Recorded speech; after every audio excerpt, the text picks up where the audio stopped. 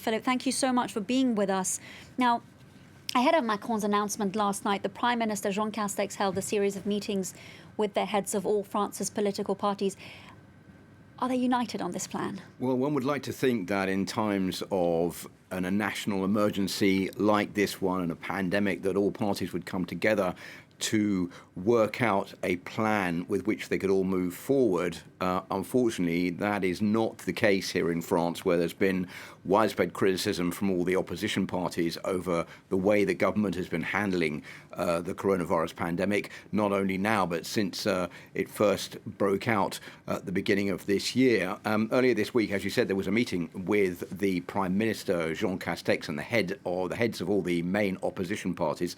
They came out of that meeting saying that we didn't get to hear any of the plans of the measures that the Prime Minister was proposing.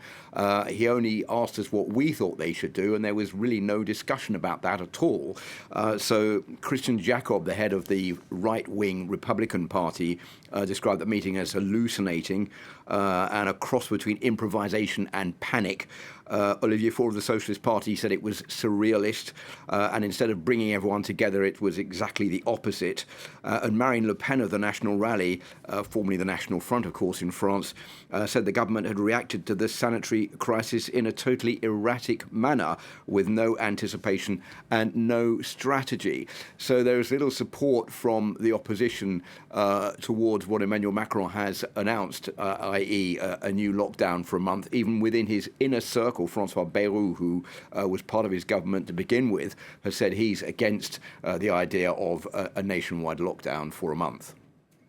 Philip, it goes without saying that not everyone is happy with the latest measures, and of course there is discontentment about how France has handled, or mishandled, shall we say, this crisis. Yeah, there's good and bad news. There are two inquiries taking place at the moment. One of them is an inquiry the government has called for. The findings of this should be given out by the end of this year. There's also a commission of inquiry that was set up into the coronavirus pandemic to find out what the government did right and what the government did wrong. Some of those findings are already being released.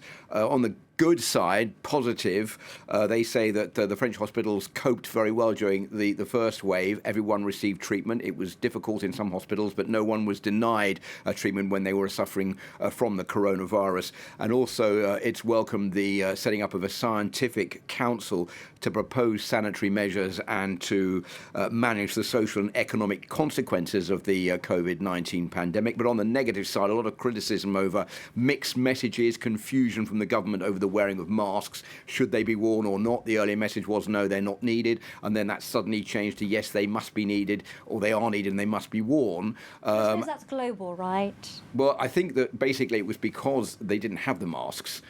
So they weren't going to say you have to wear a mask, which would have obviously worried the population when those masks started being produced and arriving in chemist shops and in ordinary shops. Then they said, right, now you have to wear a mask. But the government's been accused down the line of misinformation and even not telling the truth. And there is also a lot of criticism of the testing methods in France, saying that the delay between the test and the result, like 10 days in some cases, which we've experienced, was right? far too long. Yes, far too long. And that was why the virus has sort of got out of control, much more than in Germany, where the testing was much more efficient. And of course, they have a much lower infection rate to that compared to France. Philip, what do you think? Putting your editorial hat on here, are we going to continue this lockdown beyond that December date that's been mentioned? My own personal opinion, Salam, is that there are two things. First of all, yes, this lockdown is necessary, but no one knows how long it's going to last. I think the president doesn't want to say this could be a long-term lockdown for two reasons. Because A, he doesn't want to scare people too much that they're going to be kept at home, and it's going to be bad for businesses and the economy.